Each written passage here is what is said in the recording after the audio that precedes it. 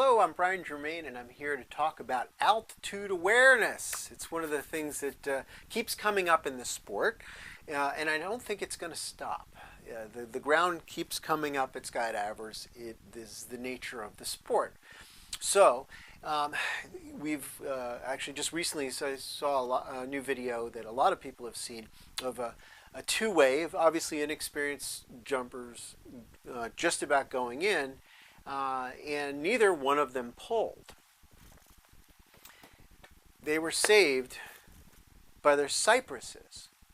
Now, would you rather be saved by your cypress or by yourself? You know, obviously neither one of those jumpers planned on pulling low or not pulling at all. They just got so focused on the task that they lost track of the thing that really matters, which is the planet is on its way to you, or the other way around in truth. And so you need to always recognize that on one hand you have your goal, and then you have your goal of living. So making the dock is not as important as surviving. So what does that mean? It means that you need to, first of all, hold your goal loosely in your hand like a butterfly. Don't squish the butterfly.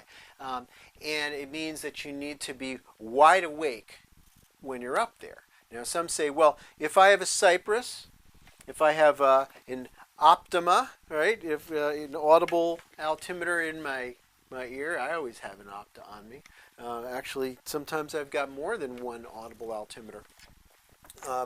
But these things are great, but they don't really create altitude awareness in the same way that I was taught at the beginning of skydiving. They said, first of all, use your altimeter, look at it once every 5 seconds or so.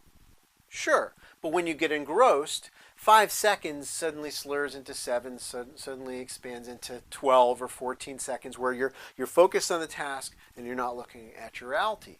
So the other cues, I think, are really important to talk about here. So that's where I love the gear. I love helmet cloth. Thank you for making the cypress.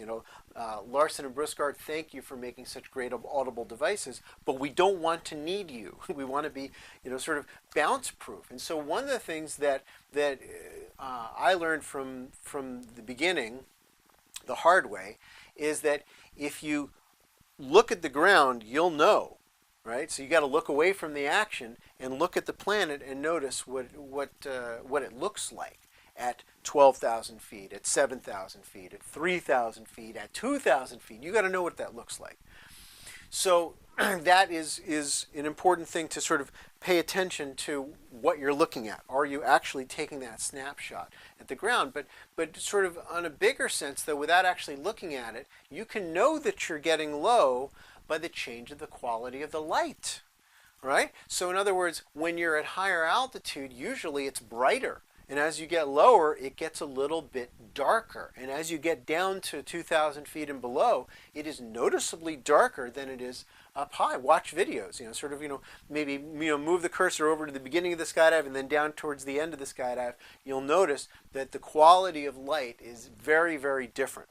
So it's something you need to be paying attention to, sort of as a running tally. What does it look like, right? The other thing that I want to leave here with you is kind of maybe a new idea for some of you. It's using temperature as an altimeter, right? So here we're talking about using light as an altimeter, right? We have time, but time, sort of is not a solid thing. So, for a subjective human being, time expands and contracts. But the light is a good one, but temperature allows us to sense altitude, because usually as you get lower, it gets warmer. Right? So if you pay attention to, obviously when you jump out of the plane, okay, it's a little bit chilly usually. But as you get lower, it gets more and more comfortable. As you get more warm and comfortable, you should be thinking, oh, that must mean that there is a planet nearby, right? With its radiant warmth, right?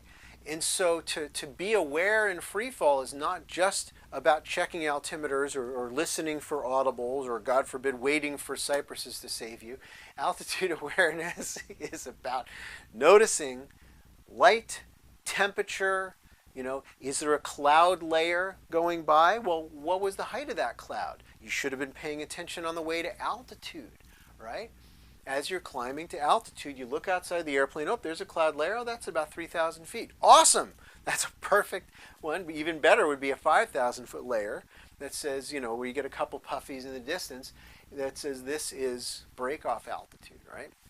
So paying attention to all of these cues is really, really important. But I think that the key thing I want to leave with you on this topic of altitude awareness is that it is not our instrumentation that keeps us alive, right?